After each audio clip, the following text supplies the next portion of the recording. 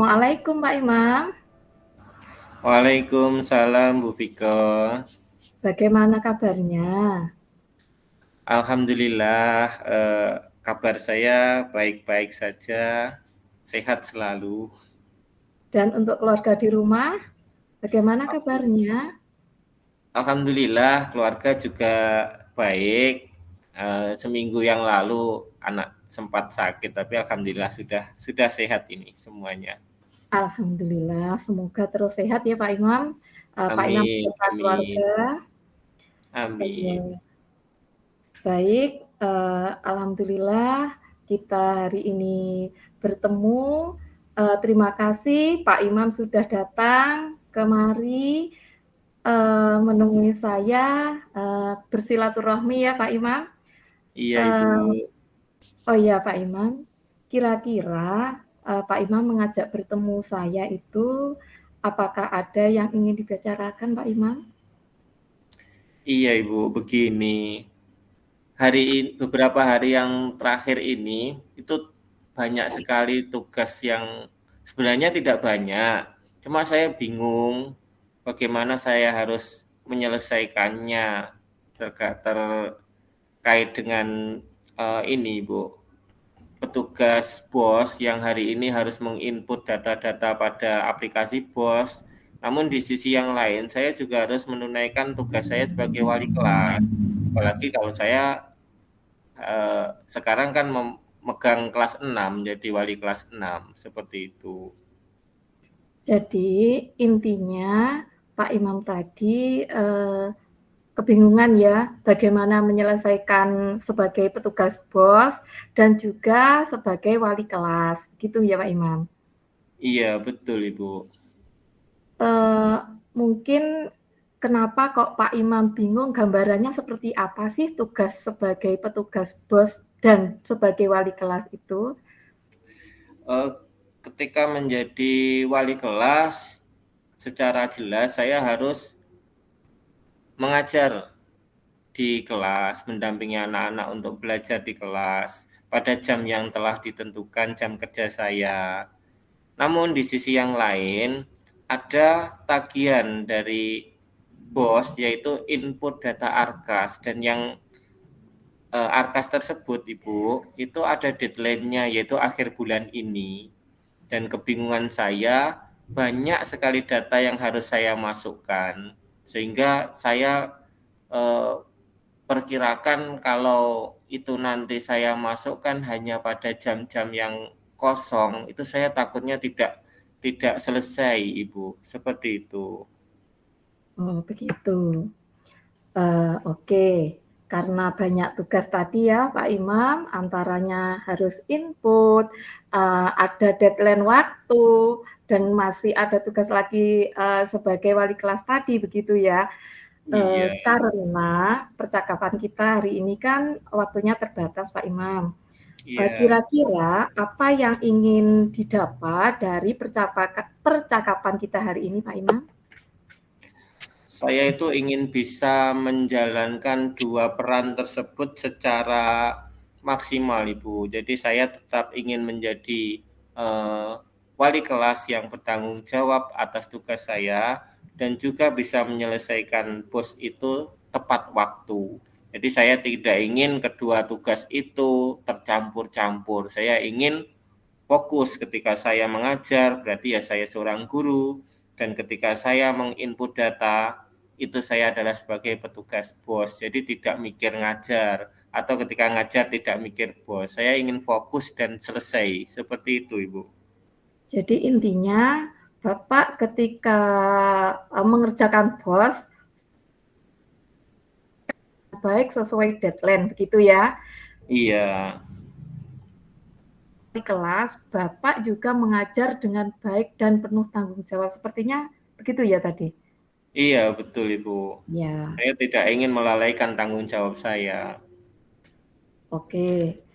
Eh, Apa yang Pak Imam lakukan untuk mencapai itu? Jadi agar ketika mengerjakan tugas itu bisa fokus dan mengajar dengan baik itu kira-kira menurut pandangan Pak Imam apa yang akan Pak Imam lakukan?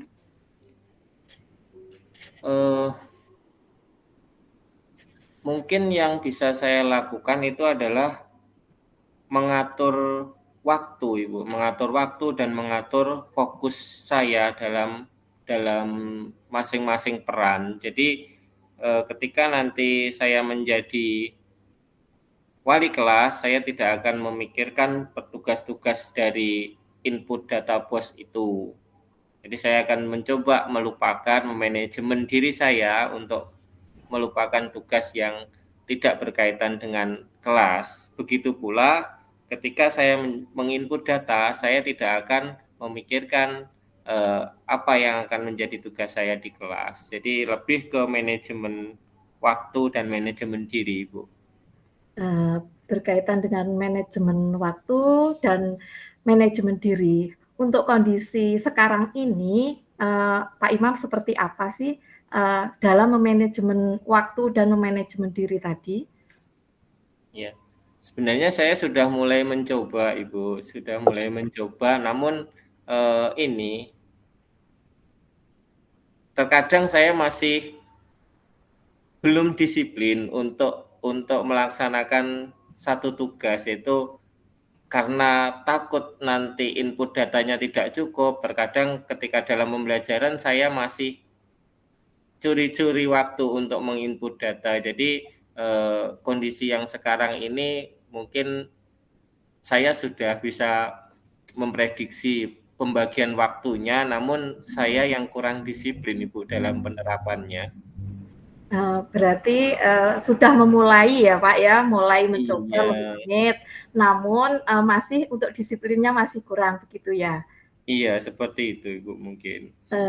Ketika manajemen waktu dan juga disiplin itu ada di angka 10, kira-kira Pak Imam, targetnya, di angka berapa ya? Kalau untuk target maksimal mungkin nanti saya akan kesulitan, Bu, kalau di 10. Mungkin saya akan cukup bahagia ada di angka 8 mungkin. Oke, berarti targetnya Pak Imam ada di angka 8 ya. Terus Iya, menurut pandangan Pak Imam sekarang, Pak Imam ada di angka berapa ya? karena saya masih terlalu sering, apa ya, melanggar sendiri atau mencuri-curi waktu, mungkin sekarang saya masih di posisi 5 mungkin, Ibu. Oh, masih di posisi 5.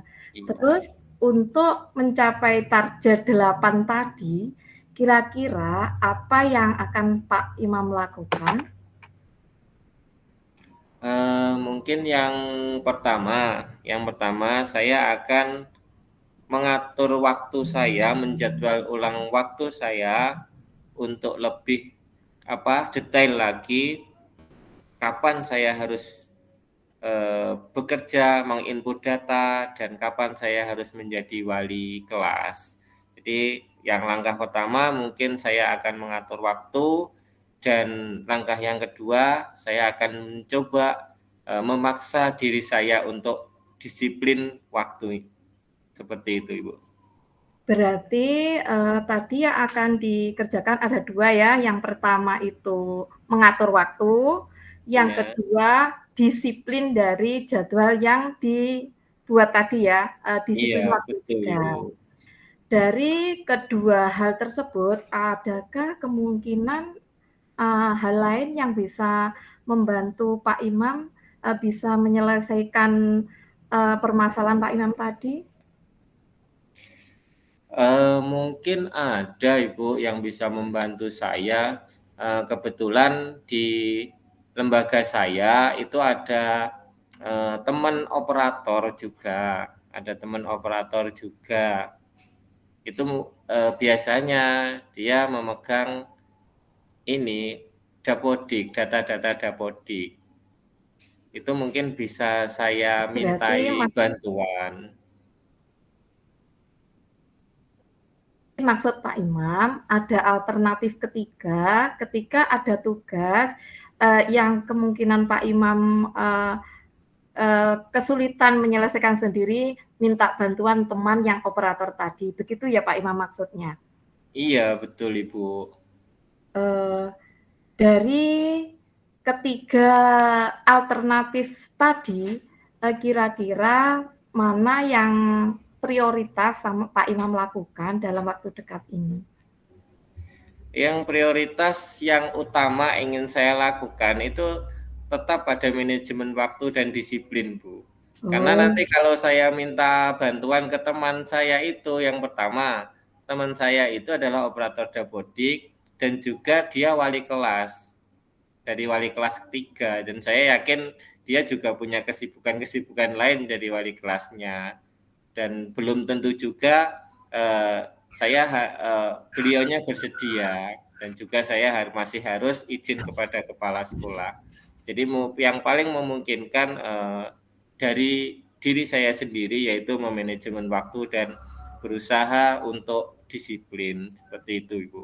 berarti alternatif yang dipilih Pak Imam dalam waktu dekat tetap manajemen waktu dan disiplin tadi nggih Pak Imam? Iya, betul, Ibu. Kira-kira kapan Pak Imam akan melakukannya? Saya akan mencoba secepatnya untuk mencoba memanajemen waktu, dan mungkin ya insya Allah besok lah, Bu. Mulai besok saya akan mencatat kembali jadwal-jadwal saya, termasuk ketika nanti saya ada tugas-tugas luar, eh, dan ini apa namanya, saya akan memohon juga kepada kepala sekolah agar tidak memberikan tugas kepada saya secara mendadak, seperti itu. Jadi intinya uh, ketika sudah memanage waktu tadi itu jadi kalau ada tugas lain diupayakan jauh-jauh hari gitu nggih Pak. Jadi Iya, biar sekalian memanage waktunya begitu ya. iya betul Ibu. Baiklah, karena kita sudah berada di ujung sesi, apa yang Bapak dapatkan dari sesi pertemuan hari ini, Pak Imam, mungkin bisa diceritakan? Baik Ibu, dalam sesi diskusi kita, pembicaraan kita pada malam ini, di awal tadi saya itu masih bingung bagaimana saya harus menyelesaikan tugas-tugas saya yang double itu tanpa harus mengganggu antara satu dengan yang lainnya. Bagaimana melakukan tugas apa agar dapat memecahkan masalah yang saya hadapi dan dapat melaksanakan tugas yang diamanahkan kepada saya dengan baik dan penuh tanggung jawab. Itu Ibu mungkin. Jadi permasalahannya berkurang begitu Pak nggih dari hasil pertemuan hari ini, begitu maksudnya Pak Imam ya? Iya, jadi saya sudah sudah menemukan jawaban bagaimana saya harus bersikap, dan yang paling penting nanti saya akan manajemen diri saya, memaksa diri saya untuk menerapkan disiplin yang lebih baik lagi, seperti itu, Bu. Iya, saya kira, pertemuan kita itu juga saya bisa mengambil, eee, hikmah Pak nggih, akan saya coba, menirukan dari Pak Imam tadi, memanajemen waktu, disiplin waktu, dan tadi sepertinya Pak Imam menyampaikan, ketika kita bisa diusahakan tidak minta bantuan dari orang lain dulu itu, merupakan kalau di saya pelajaran yang sangat berharga bagi saya. Jadi, sangat menyenangkan pertemuan hari ini, jadi saya mengambil pelajaran dari Pak Imam, Pak Imam juga hari ini bisa, menyelesaikan masalah, begitu nggih Pak Imam? Iya, betul sekali, Bu. Oh iya Pak, apa yang mungkin ada yang perlu disampaikan, eee, dalam malam ini dari pertemuan hari ini? Kesimpulan apa yang mungkin Pak Imam ingin sampaikan?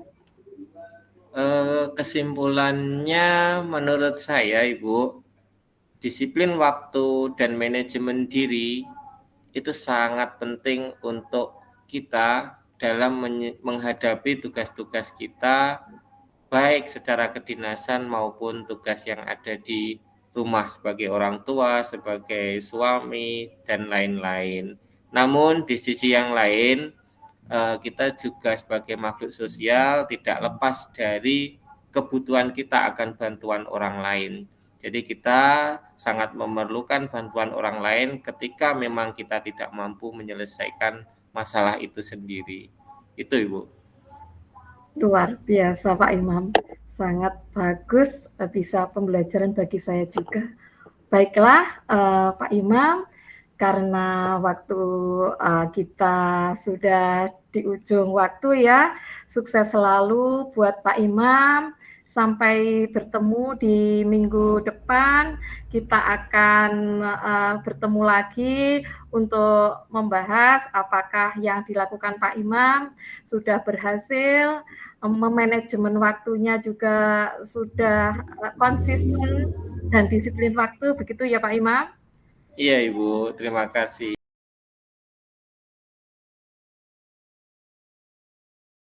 Assalamualaikum warahmatullahi wabarakatuh. Perkenalkan, nama saya Umu Rofiko.